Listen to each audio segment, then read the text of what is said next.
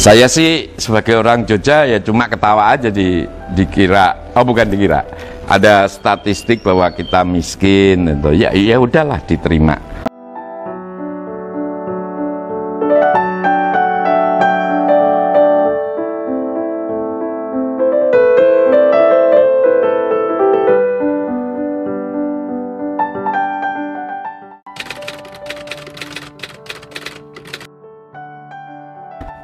Orang Jogja itu aneh ya, selalu punya waktu untuk orang lain di rumahnya.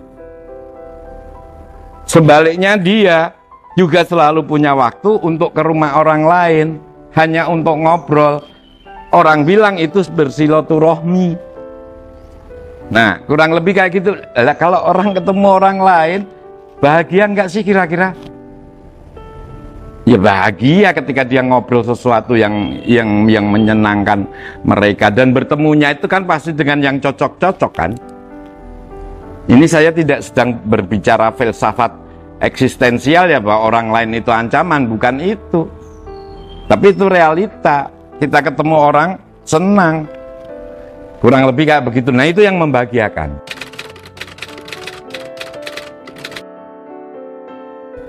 Tapi begini, saya tadi sudah menyinggung, kita harus punya industri, dan industri itu wisata. Itu kata kuncinya, menurut aku.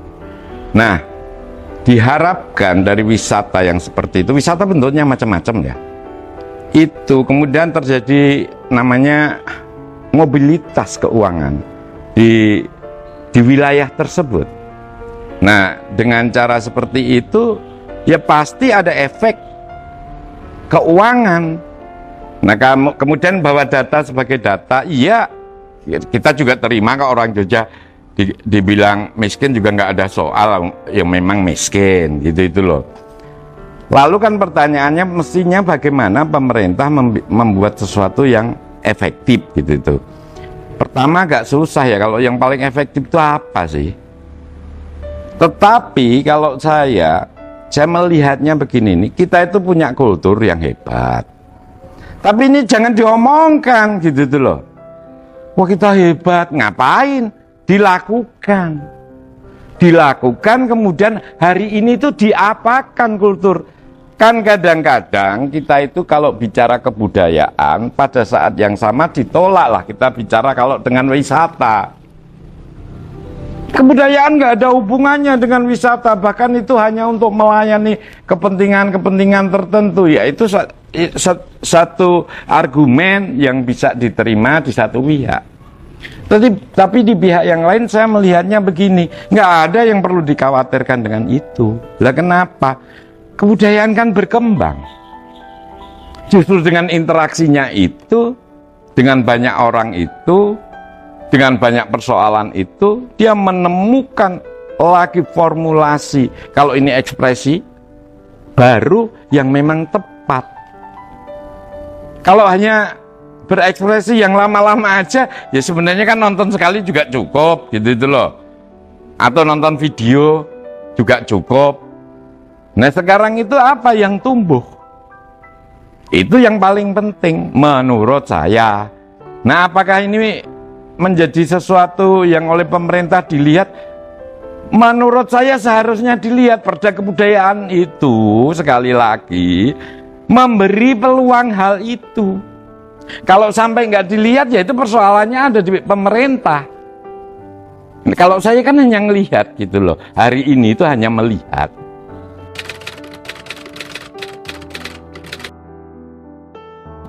Apakah sudah dijalankan oleh pemerintah dengan bagus? Saya kira memang belum. Jadi contohnya aja, ada program namanya Desapreneur gitu loh. Desapreneur, tapi anggarannya 4,4 miliar. Pertanyaannya, desanya di Sleman, di DIY itu ada berapa? Kan 438. Kalau 438, 4,4 itu jadi apa? Untuk jadi trainer gitu. Nah, mungkin mereka masih sekian desa dulu. Nah, dana ini kan berasal sebenarnya dari APBD ya. Itu harus dikawinkan oleh setidaknya 3 hal. Dana desa, kemudian dana es, dan APBD murni yang ada di DIY. Sehingga secara besaran lebih banyak terdistribusi.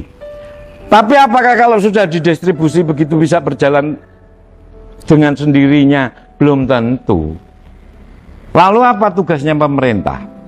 Ya mendampingi dan seterusnya dan seterusnya. Soalnya adalah apa pemerintah itu harus terus-menerus seperti itu? Kan tidak. Lah siapa? Harus menumbuhkan kelas tertentu yang bisa mengadvokasi kayak begitu. Ikhlas dong. Kerjasama antara swasta, pemerintah, dan masyarakat itu penting. Kalau semua diurus pemerintah juga nggak percaya aku. Ya akan bisa. Sama halnya diurus swasta juga nggak bisa. Swasta tok juga nggak bisa. Nah, kerjasama ini yang saya kira di Jogja menjadi penting dan punya modal. Apa itu? Gotong royong orang Jogja masih hidup loh. Nah, kurang lebih kayak begitu. Jadi kalau nanti ukurannya berbeda, kok tetap miskin kayak gitu, ya dijawab aja dengan mudah. Iya memang miskin, tapi lu bahagia aja enggak? Gitu aja. Jadi menurut saya itu bukan beban bagi Jogja. Juga bukan masalah bagi Jogja. Tetapi mestinya pemerintah juga sedikit tergelitik. Nah, tergelitiknya lalu bagaimana? Ya coba menjalankan. Kalau dari perspektif saya, itu tadi yang saya katakan.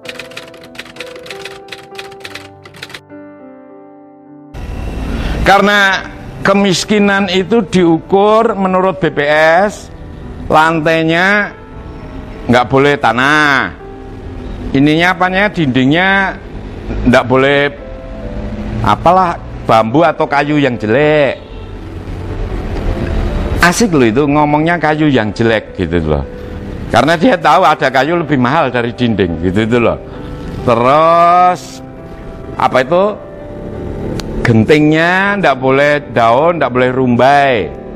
Lalu diberikanlah mereka ini, kamu segera tak kasih apa ini, fasilitasi untuk ubenmu beres, inimu beres, inimu beres. Habis itu mereka kan tetap aja nggak produktif kan, terus kelaparan. Karena apa? Karena nggak dapat bantuan langsung tunai yang bisa untuk beli beras. Jadi apa yang harus dilakukannya? Bagaimana bisa produktif? Bagaimana bisa produktifnya? Kalau itu udah tua, ya berarti ada anak muda. Lah anak muda itu bagaimana supaya mereka berada di Jogja, tidak pergi terus? Ya bikin industri. Lah industri yang paling masuk akal apa? Sejauh ini bagi saya pariwisata. Mungkin pemerintah lebih jeli ya, lebih komprehensif. Tapi sekali lagi bagi saya tetap pariwisata dan harus selalu melihat tata ruang. Karena kalau kita bangun industri macam-macam, nanti lingkungan hidupnya kayak apa, kita udah pikirkan atau belum kayak begitu.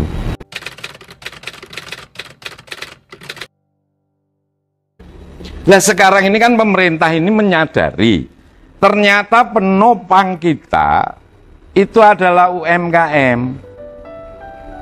UKM, UMKM dan sebagainya, maka pemerintah secara gencar menggiatkan UMKM.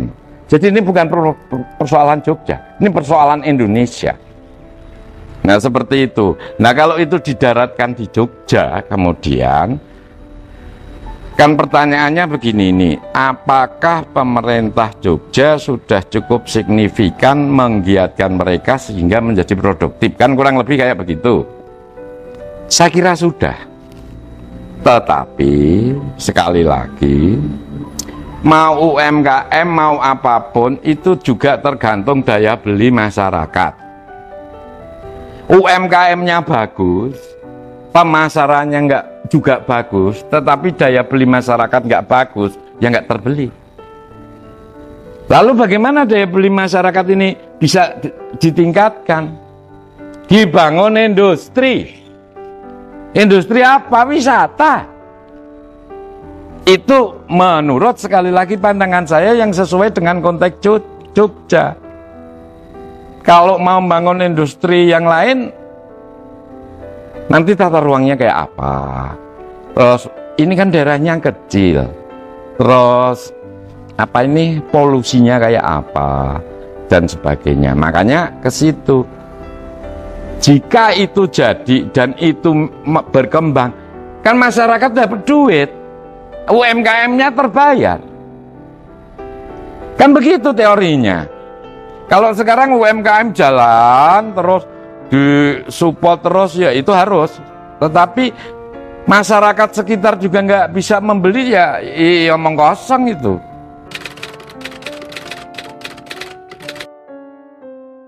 Emang keputusan UMP itu gimana sih? Itu kan bergening ya itu antara pengusaha dengan pemerintah, kan begitu. Pemerintah menentukan, wah nggak bisa kami UMP-nya 10 juta dong. Nggak ada yang orang buka usaha di Jogja. Pada saat yang lain si ini juga bergening. Kalau bisa diturunin terus. Pak, kalau pemerintah maunya dinaikin. Kalau sini pengusaha itu maunya diturunin, yaitu hukumnya. Nah makanya kalau semuanya itu integrated gitu loh, sesuatu yang tidak sektoral berpikir itu, tetapi ini menjadi bagian satu gerakan begitu itu yang integrated, ya dengan sendirinya itu akan naik. Kalau masih tidak, ya memang moralnya enggak gitu loh.